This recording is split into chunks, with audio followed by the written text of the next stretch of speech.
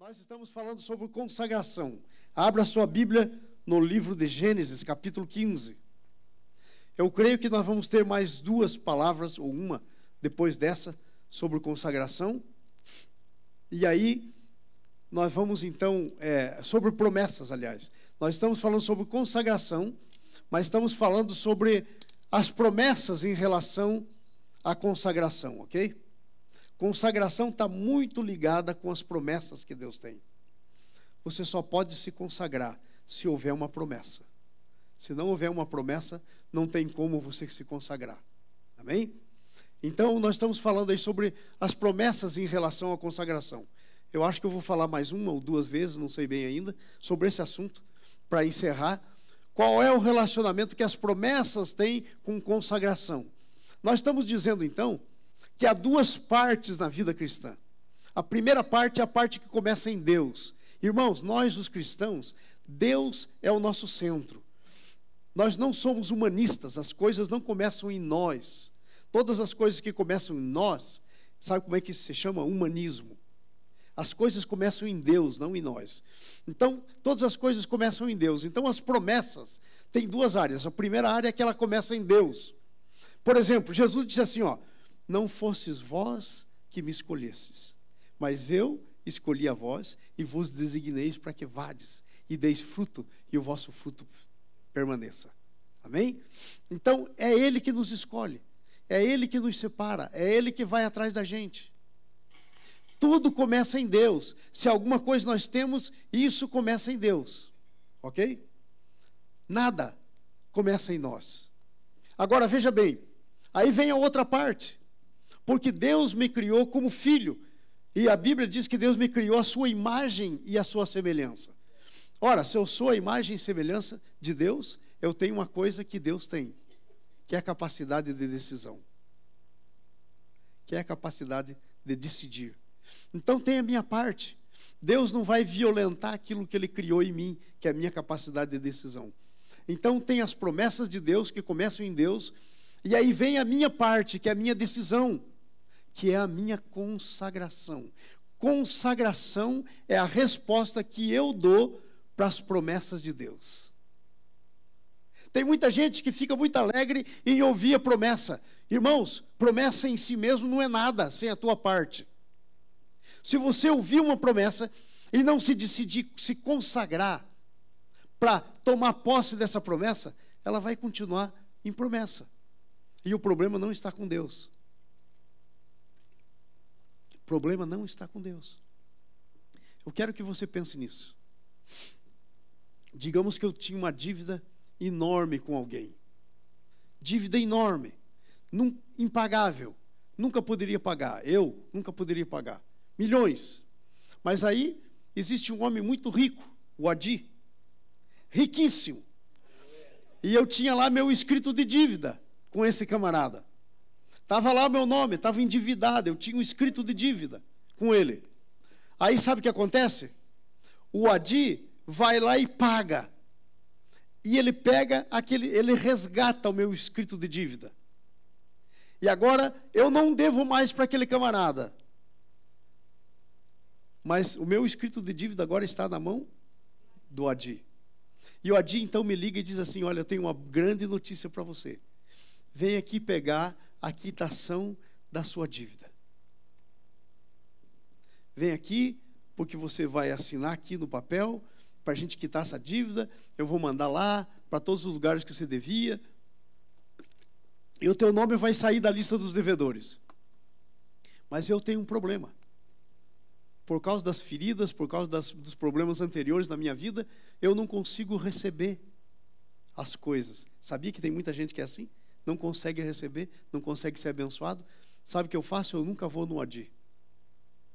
Então presta atenção, a minha dívida foi paga, mas eu ainda não a resgatei. É como uma promessa. Deus fez a promessa, mas você tem que ir e tomar posse. Senão ela não se torna tua. É assim que Jesus morreu.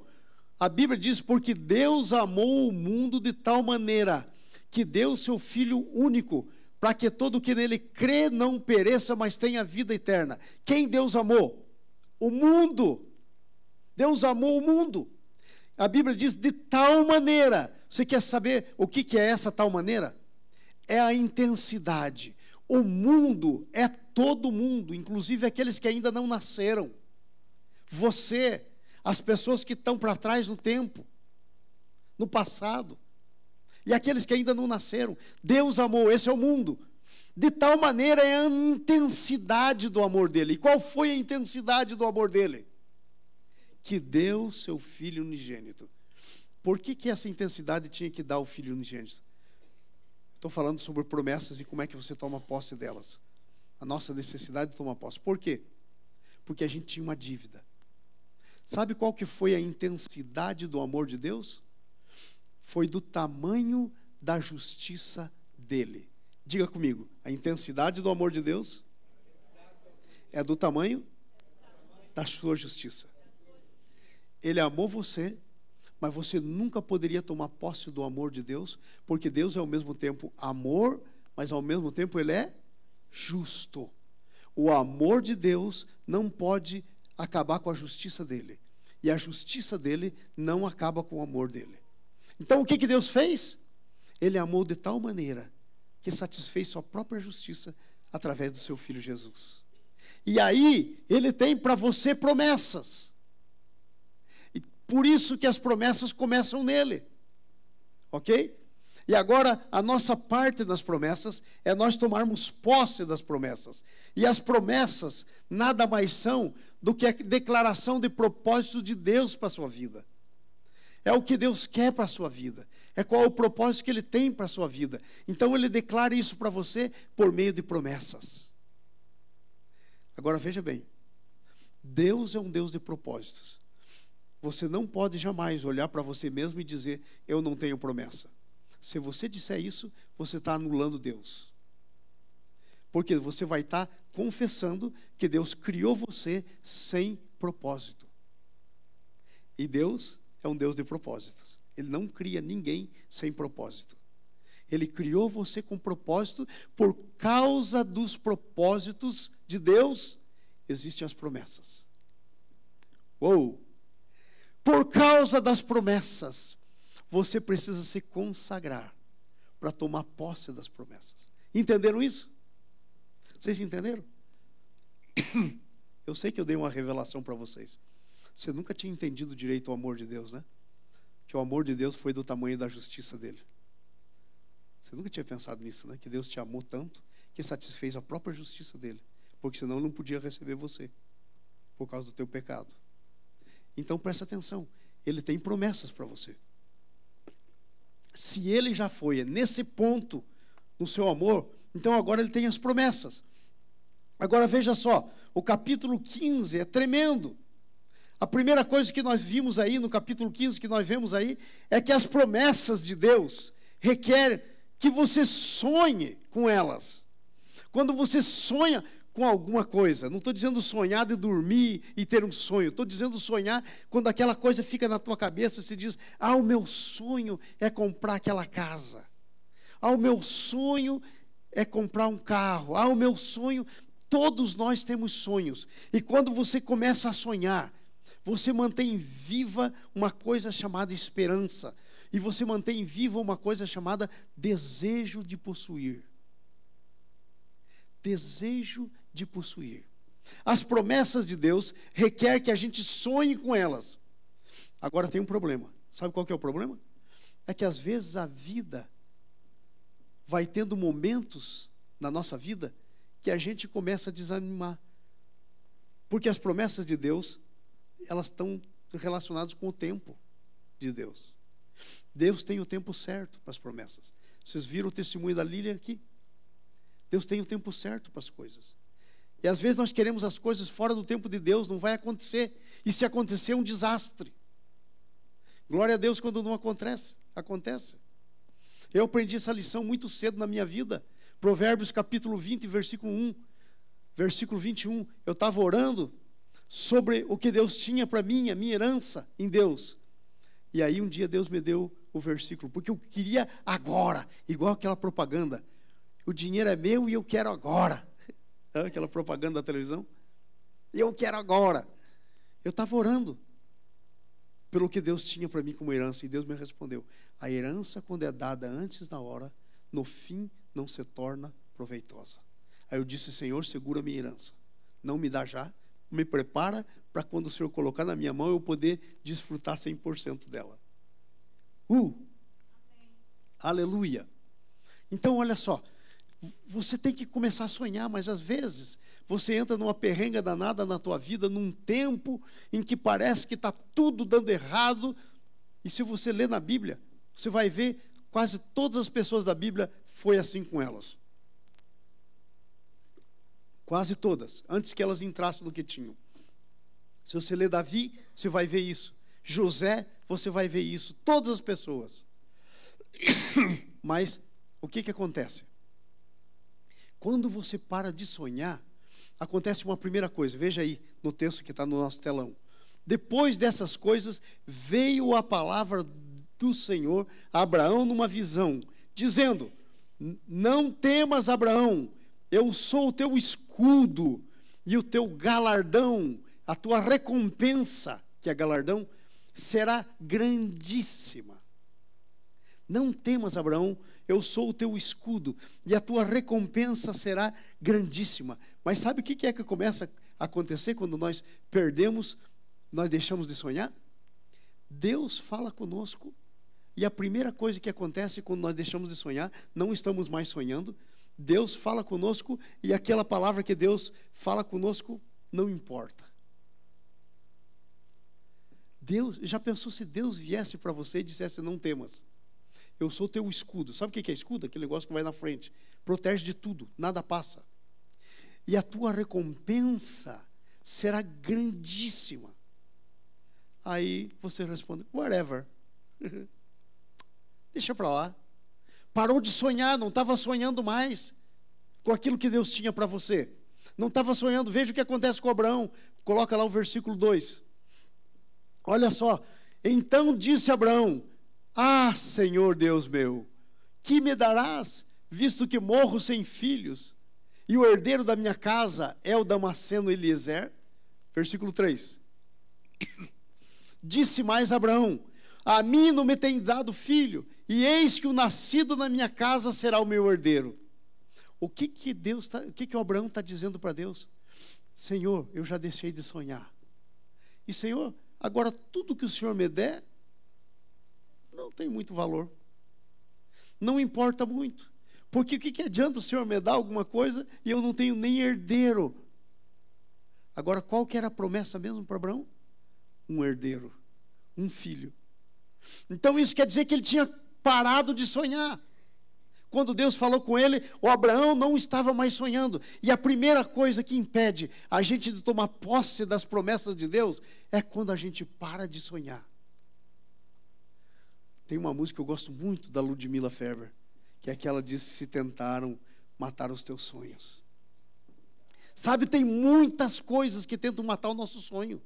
As circunstâncias da vida, o que nos acontece, as situações que a gente passa. Desculpem, eu estou realmente gripado. Tentam matar os nossos sonhos. Mas os sonhos de Deus, eles não morrem se a gente não deixar de morrer. A gente tem que manter os nossos sonhos vivos, a gente tem que continuar sonhando.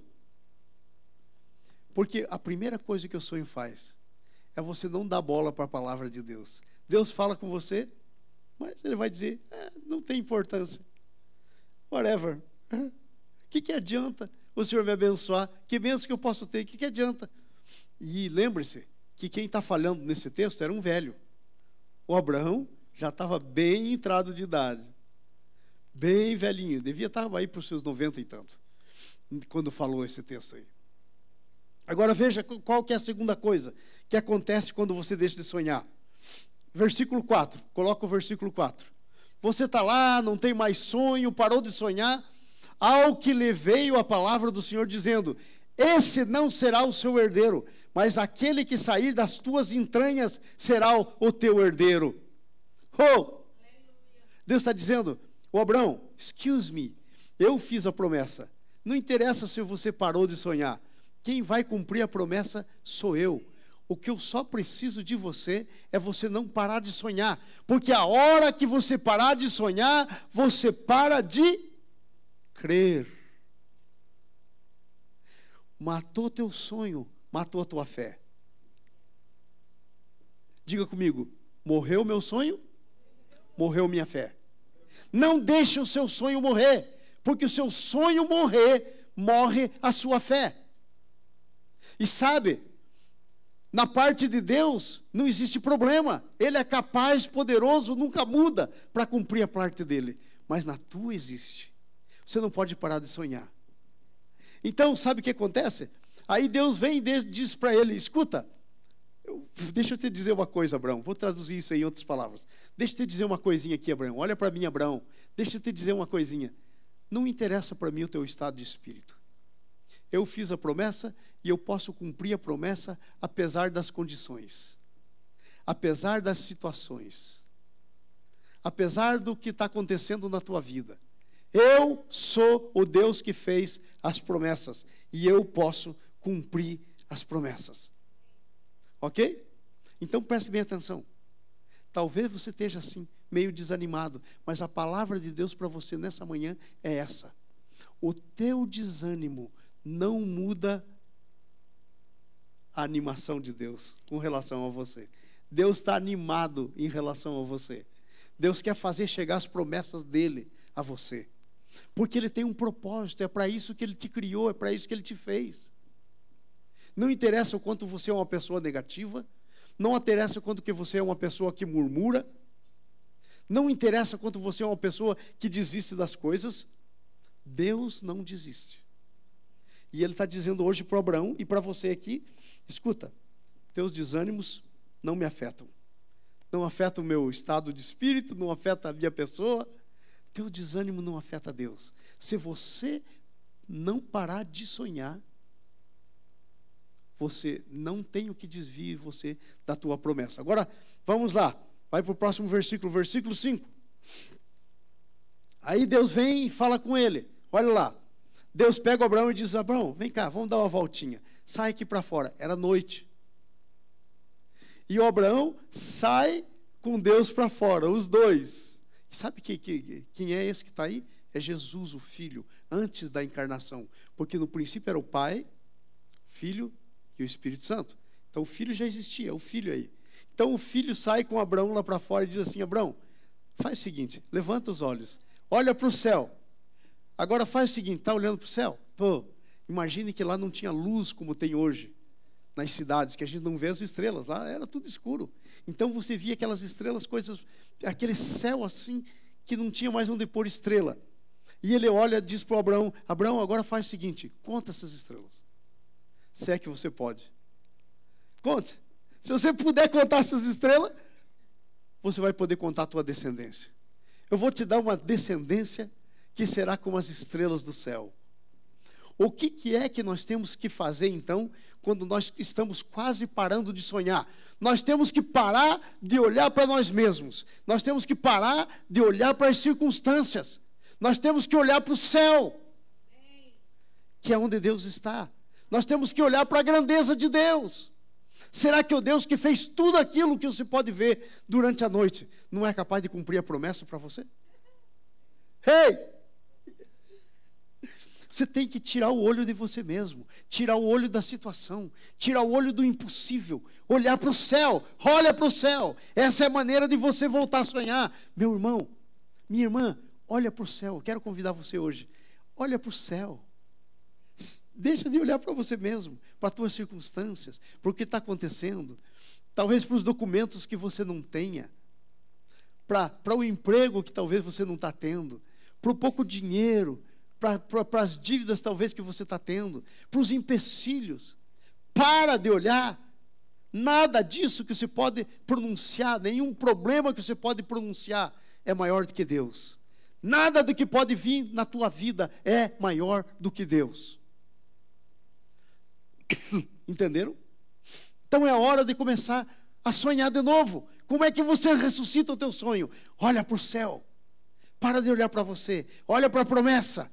Aquelas promessas que talvez Deus fez para você há quantos anos atrás? Deus está falando com você, Júlio. Júlio, meu irmão, presta atenção. Eu sei o que Deus te falou lá naquele dia em que você ficou umas 3 horas caído lá, no chão, naquela igreja. Olha para o céu. Quando o Marco Barrentos estava profetizando sobre a tua vida, aquele dia, eu sei o que Deus falou. Olha para o céu. Olha para o céu. Deus não terminou. Talvez nem bem começou. A coisa é grande. Eu estou dando o exemplo de uma promessa que eu sei. Mas você precisa investigar a tua vida e ver quais são as promessas. Aquilo que você já sentiu de Deus. Aquilo que você já ouviu Deus falar. Pessoas vieram e falaram para você. Mas você parou de sonhar. Você começou a olhar nas tuas circunstâncias. Você deixou as circunstâncias tecer uma teia em volta de você. E você ficou como uma mosca naquela teia que a aranha constrói. Veio Satanás e construiu uma teia. E você conseguiu ficar preso nela. Eu digo, a maneira de sair dessa teia é você olhar para o céu. Olha para o céu. Olha para o céu. Para de olhar para você mesmo. E sabe, a última coisa, veja o próximo versículo. Quando você olhar para o céu, você vê tudo o que Deus quer te mostrar. Você olhar em Deus, nas possibilidades de Deus, no que Deus faz, vai vir uma outra coisa sobre a tua vida. Versículo 6. Sabe quem vai vir? Quando você deixar de olhar para você mesmo, olhar para o céu, vem a fé na tua vida. Porque você volta a sonhar. E quando você volta a sonhar, a fé volta a ser ativa na tua vida. Abraão creu no Senhor. O Abraão olhou para o céu, viu aquelas estrelas e falou: ai, ai, ai, ai, ai, como eu sou bobo mesmo, hein? Esse Deus que fez tudo isso, será que não vai ser capaz de me dar um filho? E ele chega à conclusão: vai. Ele vai me dar um filho. E ele crê em Deus. E a Bíblia diz, isso foi creditado. O que é creditado? Foi lançado na conta dele, como crédito, é um depósito. Débito é quando você assina o seu chequinho e vai no banco, a pessoa desconta. Crédito é quando alguém vai lá e faz um depósito para você. Isso foi creditado na conta do Abraão. Como o quê? Justiça. A justiça que veio da fé. Isso foi creditado como justiça. A justiça que vem da fé. Um negócio tremendo. É um negócio tremendo. Amados, a tua promessa vai chegar a você. Sabe qual que é a estrada que Deus construiu do céu para a tua vida, para fazer a promessa chegar até você? É a fé. A conexão que Deus criou é a fé. E sabe quando vem a fé? A Bíblia diz assim: a fé vem pela palavra de Deus. A fé vem do ouvir. Romanos 10, versículos 7 e 8. E assim, a fé vem pelo ouvir e ouvir da palavra de Deus. Quando você ouve a palavra de Deus, então, você lembra da palavra de Deus, você aninha ela no teu coração. O Espírito Santo produz fé em você. Porque a fé vem pelo ouvir da palavra. Esse é o nosso grande problema. Nós ficamos ouvindo as situações, nós ficamos ouvindo as coisas por aí. Nós temos que ouvir a palavra de Deus para a nossa vida. E às vezes a gente desiste. Eu lembro quando eu estava estudando, estava quase no fim do meu doutorado, eu fiz uma matéria de liderança, e aí tinha um gráfico que é de pesquisa sobre quando as pessoas desistem daquelas coisas que elas perseguiram por muito tempo. E esse gráfico era assim, ó, era uma curva. E as pessoas então começam ali, daí cai lá no fundo do poço, mas elas não desistem quando chega lá no fundo. E elas começam a subir quando elas estão quase chegando. Nos últimos 2, 3 estágios elas desistem. Elas já passaram o pior, aí elas desistem. Desistem quando já passaram o pior. Isso até científico é. É pesquisa. Pesquisa séria. Já passou o pior e a pessoa desiste. Já está quase chegando lá, falta um passo. E aí a pessoa desista. Então não desista de crer. Os sonhos de Deus jamais vão morrer. Meu irmão, minha irmã, quero desafiar você nessa manhã para continuar sonhando os sonhos de Deus, porque nos sonhos de Deus estão as promessas para você. Entenderam isso? Então as promessas de Deus são sim e amém. Vamos para o próximo versículo. Aí nos diz a segunda coisa que nós temos no nosso boletim. Como ter certeza? Ah, pastor, tudo bem, eu vou voltar a sonhar então, mas eu quero ter certeza. Como é que eu tenho certeza? Será que é possível ter certeza? É. Porque Deus não é Deus de confusão. Diga comigo, meu Deus não é Deus de confusão. Se não foi possível você ter certeza, o teu Deus é um Deus confuso. Se não é possível. Então, é possível ter certeza das promessas do Senhor. Como é que é possível? Versículo 15, capítulo 15, versículo 17. Veja aí, ó. Vamos ver todos juntos? Disse-lhe mais. Quem está falando é Deus. Eu sou o Senhor. Fala comigo. Disse-lhe mais. Não, assim não. É uma coisa de vida ou morte, gente. Vamos lá. Alto, bonito. Disse-lhe mais. Eu sou o Senhor. Aí para. Não tem mais o que dizer. E o Senhor falou para ele, Abraão, hey, quem está falando sou eu. Quem está falando com você sou eu. Agora Deus não é um homem para mentir. Não é filho do homem para se arrepender. Está cheio de gente por aí desistindo das promessas de Deus, porque pensa que Deus se arrependeu. Está cheio de gente pensando isso. Deus não é assim. Então Deus vem e diz para Abraão, hey, a coisa começa em mim. E se começa em mim, ela é certeira. Não tem como dar errado. Então você pode ter certeza. E a primeira certeza é que a tua promessa não está baseada em você. Deus que é o Deus da promessa. E Ele te fez a promessa. Ele falou com você. Ok? Então Ele diz, eu sou o Senhor. Eu sou o Senhor que te tirei de Ur dos caldeus para te dar essa terra em herança. Eu te dei a terra. Agora você acha que eu não vou completar o resto? Deixa eu te fazer essa mesma pergunta do outro jeito. Porque você talvez não tenha terra. O Abraão tinha terra. Então deixa eu fazer a mesma pergunta do outro jeito. Mas eu sei uma coisa que Deus já te deu. Deus já te deu o filho dele. O filho dele morreu por você. Agora eu quero fazer a pergunta. Será que ele não vai te dar todas as outras coisas menores? Se ele já te deu a maior? Isso é um versículo bíblico. Como é que o Senhor nos dará, se Jesus já morreu por você, como Ele não dará juntamente com Ele todas as outras coisas? Está lá em Romanos. Se Ele já deu, Ele está dizendo, hey, fui eu que dei, eu já te dei Jesus. Sabe, eu sei que o ser humano é assim. Às vezes nós abrimos mão de uma grande coisa e ficamos apegados numa coisinha pequenininha, numa mixaria.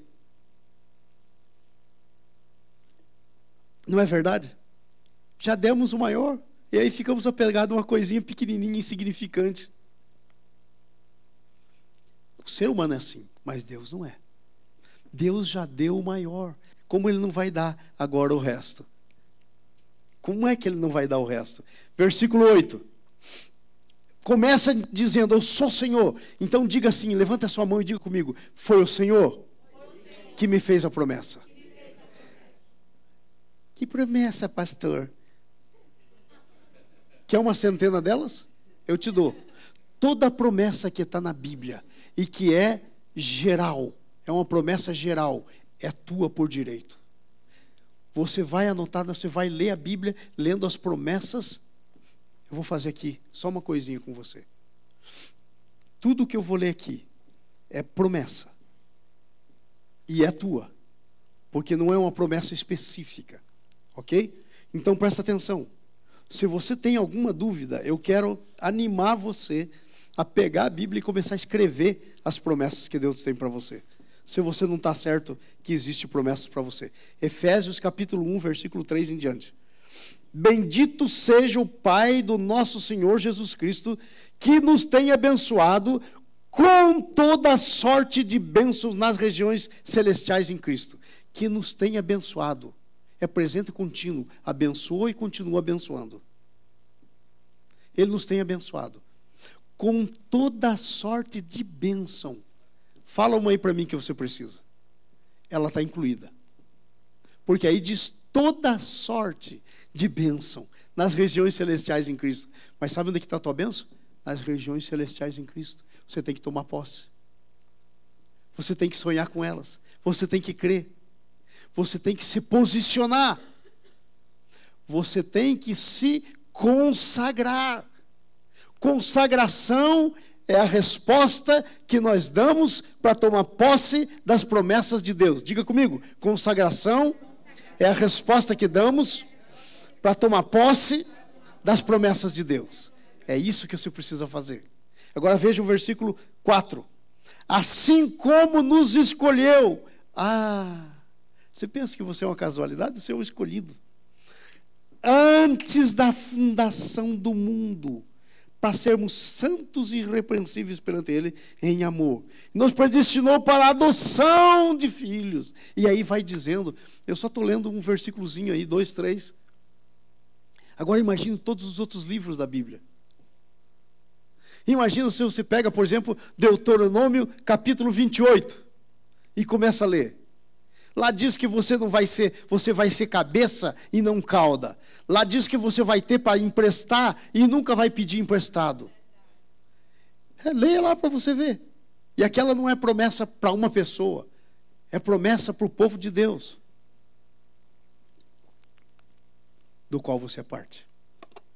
Então presta atenção. Agora olha só. Então você começa com Deus dizendo eu sou. Como é que nós vamos saber que nós vamos possuir as promessas? Versículo 8. Põe lá. Ao que lhe perguntou Abraão: Senhor Deus, como saberei que hei de herdá-la? Estava falando da terra, que ele ia herdar as promessas, aquele negócio todo. Ele disse: Senhor, eu sei que o Senhor já sabe. O Senhor sabe todas as coisas. Agora o problema aqui sou eu. Deixa eu falar com você nessa manhã. Você está igualzinho a Abraão, não está? Pois bem, Deus não desiste de você. Não desistiu do Abraão. É por isso que está esse texto aí. Deus não desistiu do Abraão, não desiste de você. Amém. Entendeu? Como é que eu vou saber? Você pode fazer essa pergunta para Deus. Sabe, amados, nós viramos religiosos com o tempo. E sabe, nós somos tão religiosos que quando a gente vai, às vezes, fazer uma oração, vai falar com Deus, a gente põe uma máscara. Uma máscara. Você sabe que essa história de máscara vem lá dos tempos antigos, né? O pessoal que ia representar, eles tinham aquelas máscaras de cera para dizer que eles estavam representando uma coisa que não era eles. Era uma representação. É daí que vem a palavra sinceridade. Com cera, sem cera. Era a máscara. A pessoa punha máscara para representar. Nós, às vezes, vamos perante Deus e queremos pôr máscara, como se isso servisse da presença de Deus. Você pode ser você. Você quer saber a oração, uma das orações, tem muitas, mas quer saber uma das orações mais poderosas e que eu creio que Deus mais amou em ouvi-la na Bíblia? É a oração que talvez você não se encorajaria a fazer. Não teria coragem de fazer. Oração de Ana. A Ana vai lá no canto, se isola no canto e começa a chorar e diz assim: eu estou, Deus, numa amargura. Eu sou mulher atribulada. Eu estou na pior. E ela começa sem máscara. Sem máscara. E adivinha o quê? A oração foi tão poderosa que produziu um menino chamado Samuel. Foi um negócio tremendo. Tremendo. E era uma oração sincera. Então nós precisamos da sinceridade. Veja eu, Abraão: Senhor, mas como é que eu vou saber? Então, tira a máscara, irmão, irmã. Vai sincero na presença do Senhor. Diga para Ele: Senhor, mas como é que eu vou saber esse negócio? Está complicado, eu não estou entendendo direito, eu não estou vendo direito. Agora você imagine para Abraão. Já tinha aí quase 100 anos, né? Não era mais talvez nem fértil, a vida inteira dele não pôde ter um filho, e até agora. Mulher estéril, já com 90. E aí o que acontece? Ele tirou a máscara e disse, mas Senhor, como é que eu vou saber? Como é que você vai saber? Vamos lá. Versículo 9. Respondeu o Senhor, toma uma novilha de 3 anos. Vamos ler todo mundo junto? Toma uma novilha de 3 anos, uma cabra de 3 anos, um carneiro de 3 anos, uma rola e um pombinho. Sabe o que é isso? É uma oferta. Você quer saber como é que você vai saber da tua promessa? Você só vai saber como é que Deus vai fazer através do negócio chamado oferta. E sabe que oferta é essa aí? Essa aí é lá no Velho Testamento, é uma oferta simbólica. Isso aí simbolizava a pessoa de Jesus. Você vai ficar sabendo que eu vou cumprir a promessa na tua vida, porque eu já fiz uma oferta por você. Sabe que oferta que ele fez por você? Jesus. Ele está dizendo para você, você está certo, Abraão. Você em você mesmo não merece. Não deveria ganhar nada. Não poderia ganhar nada por você mesmo.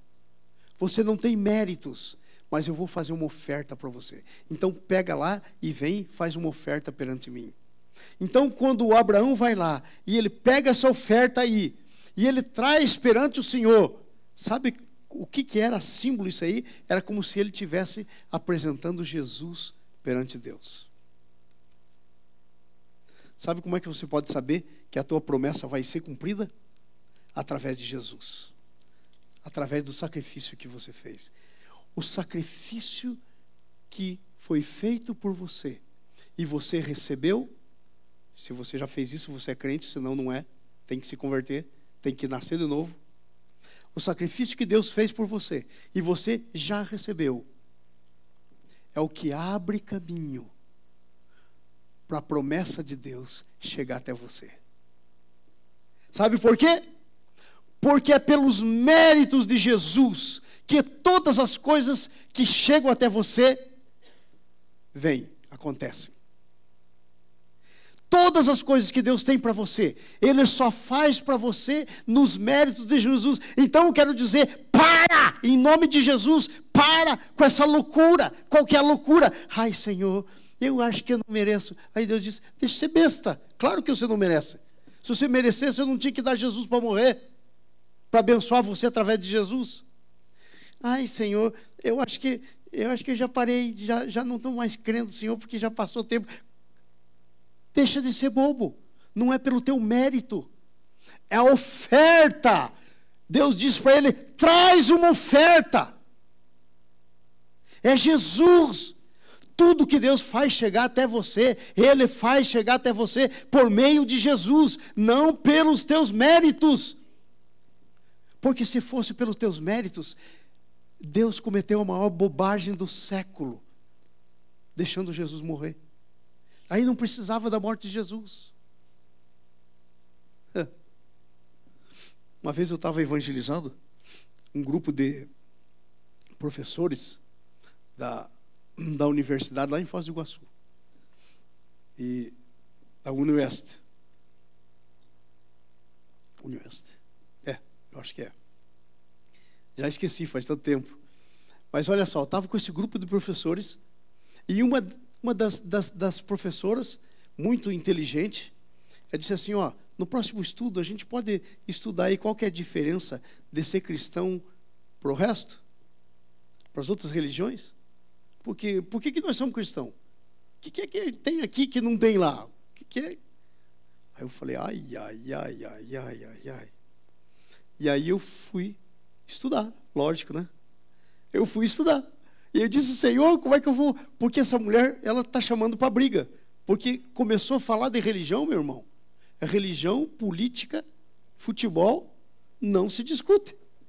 Entendeu? Só acaba em bobagem. Aí eu falei, como é que eu saio dessa? Aí eu estou orando, e aí Deus diz, e lendo a Bíblia. Aí quando eu chego lá em Hebreus, Deus me abriu os olhos. Sabe qual que é a diferença do cristianismo para todas as outras religiões? é que o cristianismo é a religião de uma pessoa. O cristianismo é a religião de uma pessoa que Deus deu para vir viver a vida dele em você. E aí, então, eu fiz uma lista de comparação entre religião e cristianismo.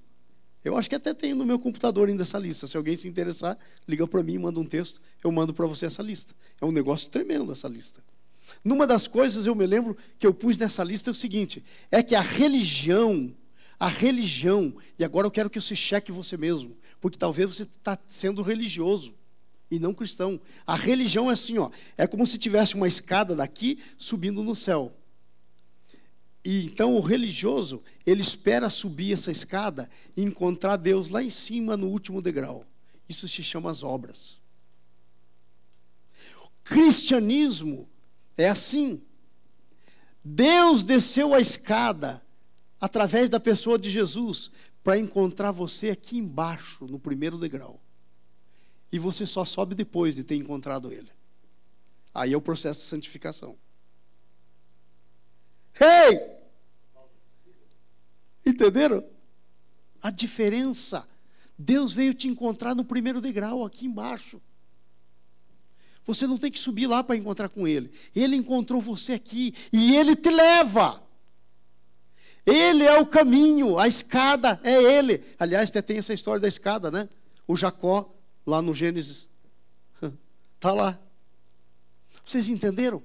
Então, irmãos, preste atenção. Uma coisa séria que nós temos que deixar de fazer é que às vezes nós estamos pensando que a promessa de Deus vai chegar com mérito com base nos meus méritos.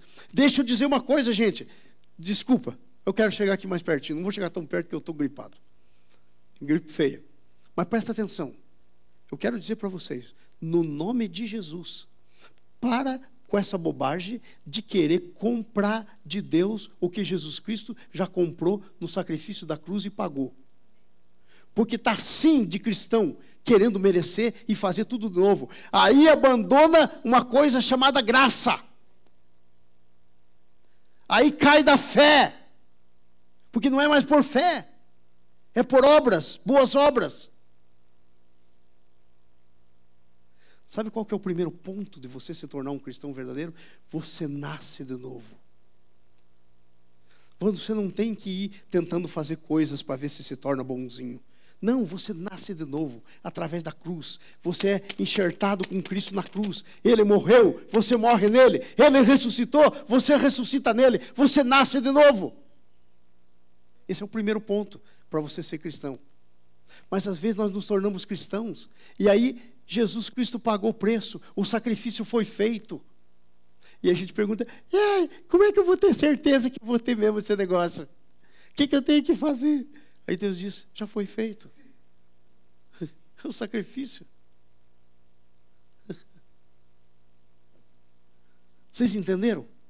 Estão compreendendo o que eu estou dizendo? Ou eu estou falando uma língua estranha aqui? Então o sacrifício, então ele traz o sacrifício. Ele faz o sacrifício. Agora sabe de uma coisa? Há um problema muito sério, versículo 10. Vai lá.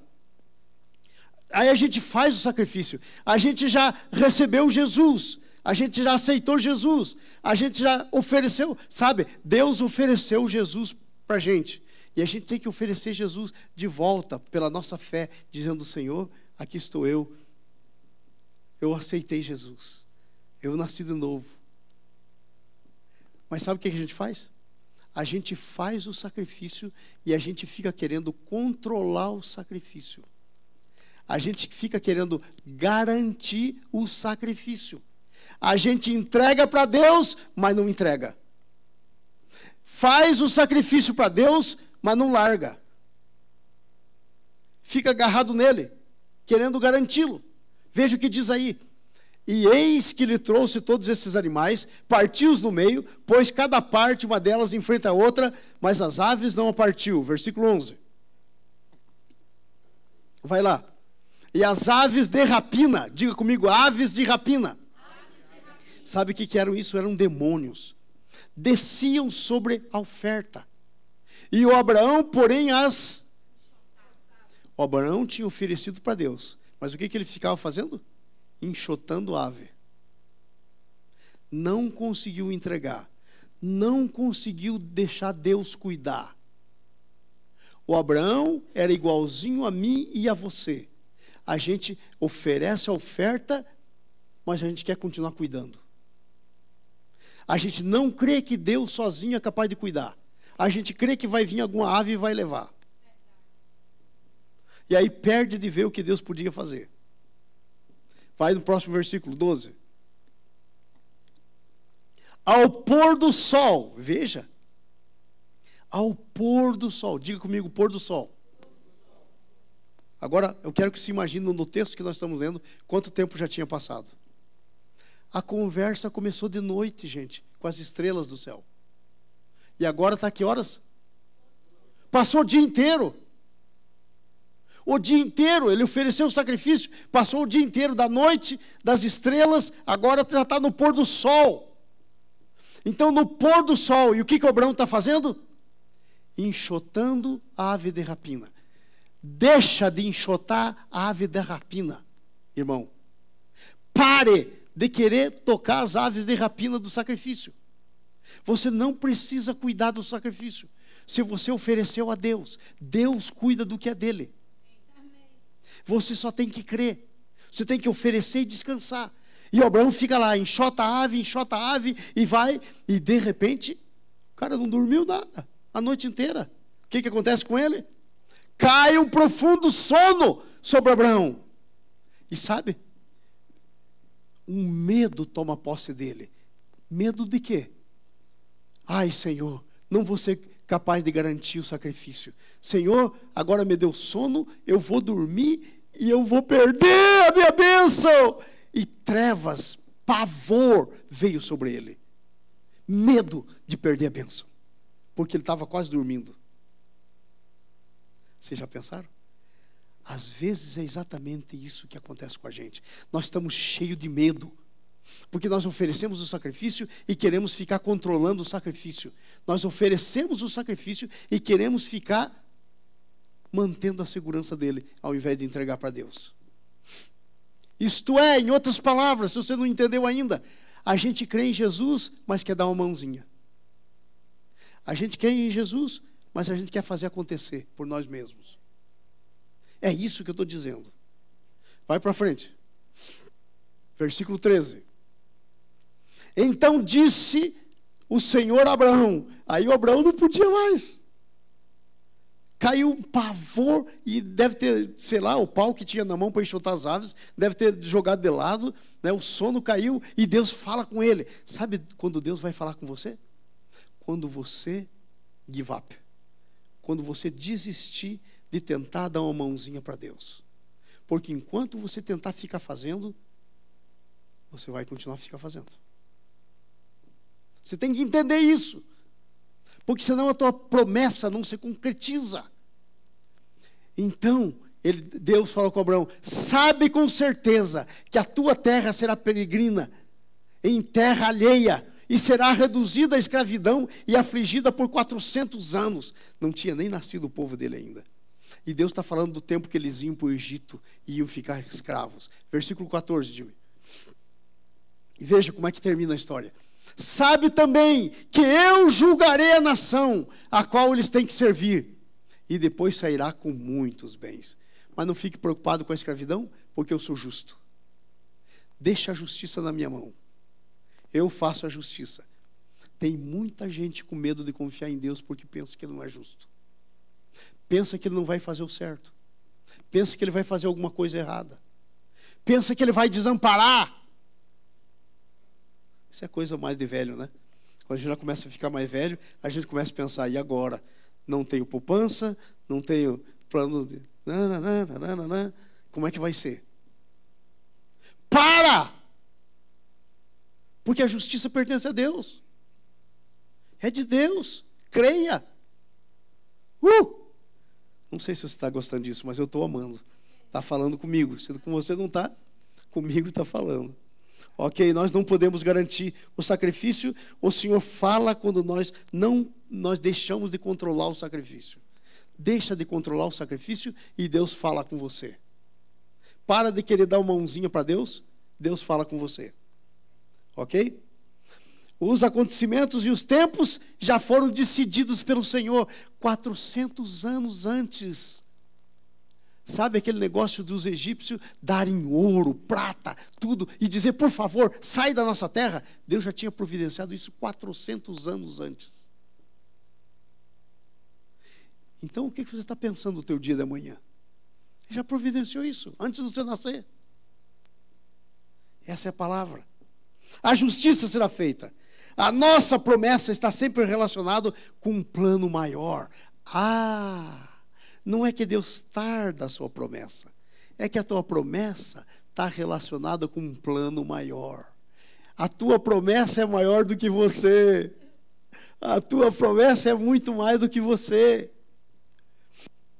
Terceiro ponto, e nós vamos terminar. Eu quero que você preste muita atenção. Porque a palavra de hoje é a palavra da consagração. Se você entrar em consagração, não tem o que te segure. Todas as palavras de Deus vão acontecer na sua vida. Promessa deve se tornar em aliança. Amados, preste bem atenção. Deus vem e faz uma promessa com você. Ok? Faz uma promessa para você. Aí a tua obrigação é você se posicionar para receber a promessa. É você crer. É você se consagrar para receber a promessa. Quando Deus faz a promessa, quando você se consagra, quando você crê na promessa, sabe o que acontece? Deus transforma a tua promessa em aliança. É diferente. Promessa, ela pode não acontecer. Aliança nunca vai ser quebrada. Promessa pode falhar em você.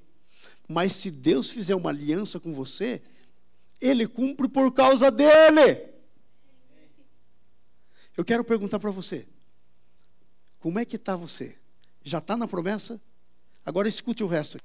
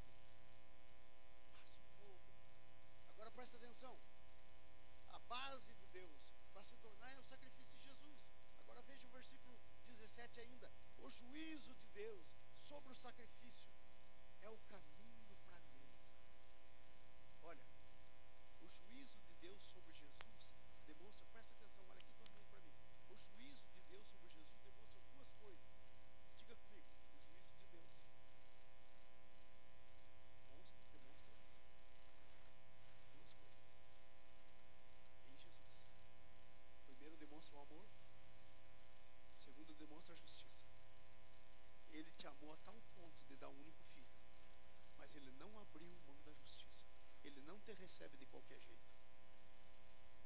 Ele te justifica pelo sacrifício de Jesus. Ele te justifica. E sabe, só justificado tem como entrar na aliança. Se você não foi justificado, você não tem como entrar em aliança com Deus. Não dá. É injusto. Deus não vai deixar. Ok? Vamos para frente um pouquinho. Versículo 18. Naquele mesmo dia, leia comigo, vamos ler todo mundo. Naquele mesmo dia, fez o Senhor um pacto ou uma aliança. Esse pacto aí, aliança. Vamos por aliança. Naquele mesmo dia, fez o Senhor uma aliança com Abraão, dizendo: a tua descendência tenho dado esta terra, desde o Egito até o grande rio Eufrates. Quando a aliança é feita? Depois do sacrifício. Depois que a justiça de Deus é satisfeita. Depois que você deixa de cuidar do sacrifício. Depois você deixa de querer ajudar umas mãozinhas para Deus, segurando o sacrifício. Ok? Entenderam isso? E aí sabe o que acontece? Aí o sacrifício é consumido e Deus vem na aliança com você por meio da graça.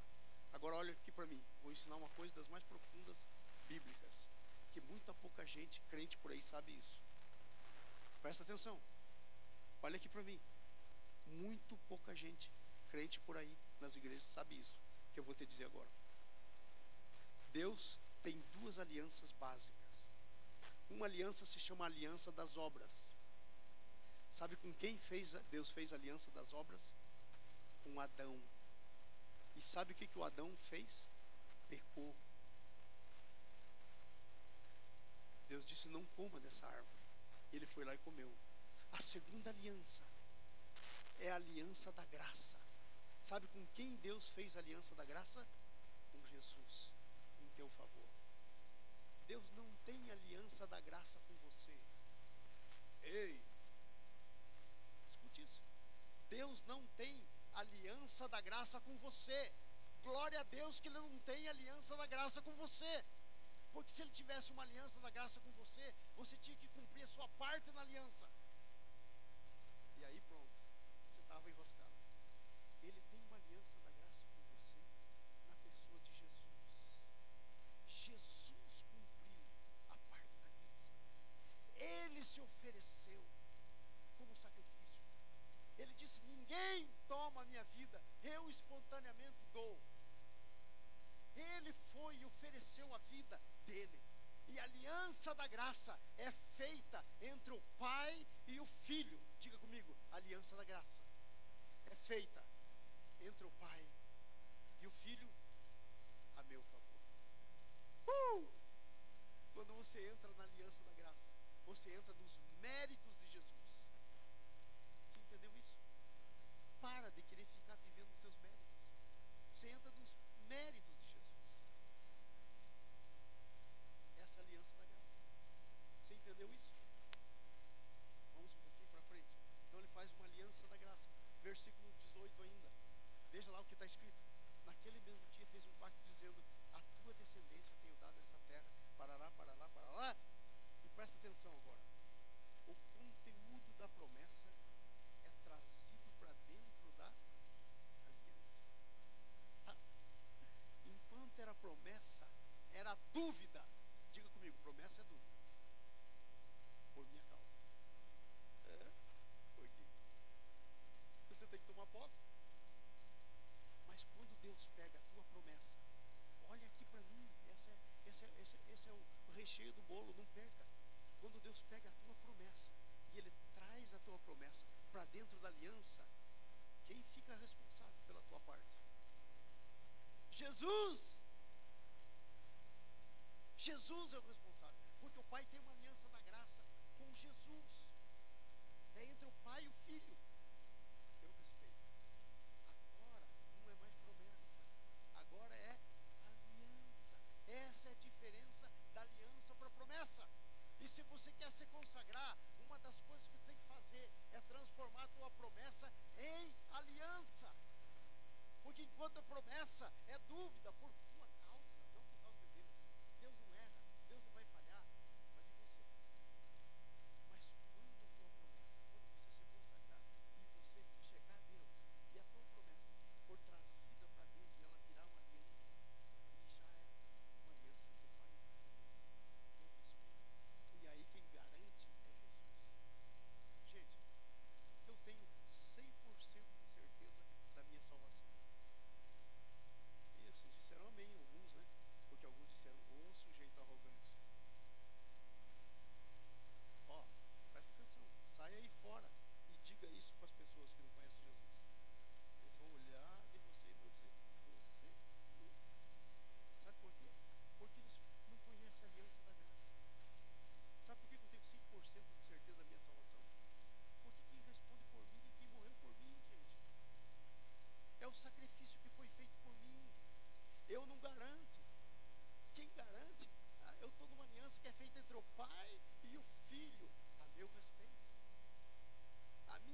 promessa virou aliança.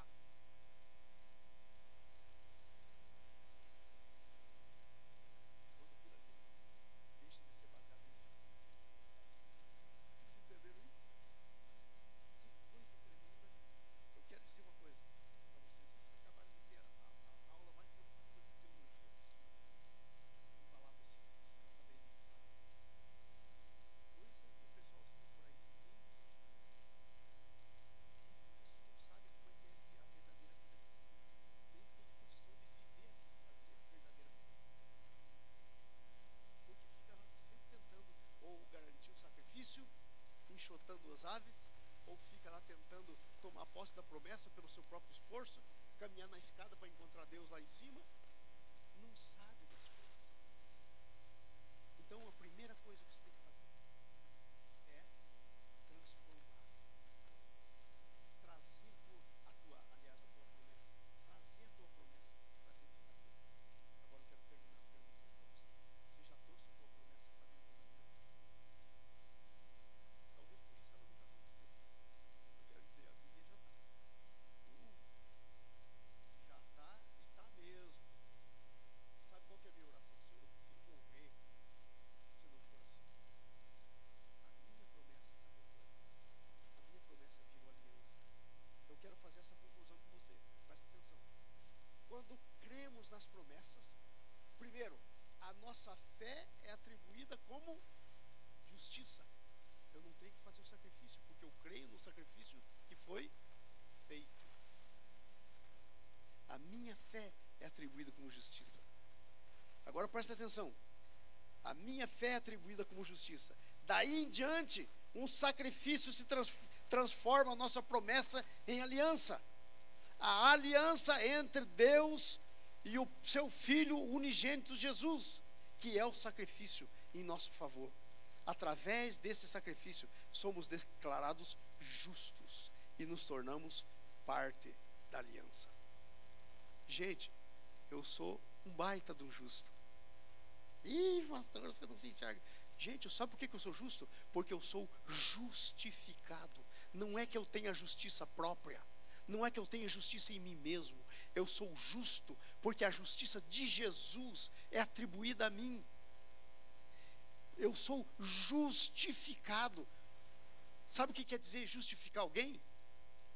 É declarar um culpado agora as coisas passadas. Justificação, isso é um termo teológico. Justificação. Você é um justificado. Você é justo. Não tem ideia errada de você. Ai, Senhor, eu sou tão pecador. E a justificação? E a justificação? Ai, Senhor, eu não vou fazer isso.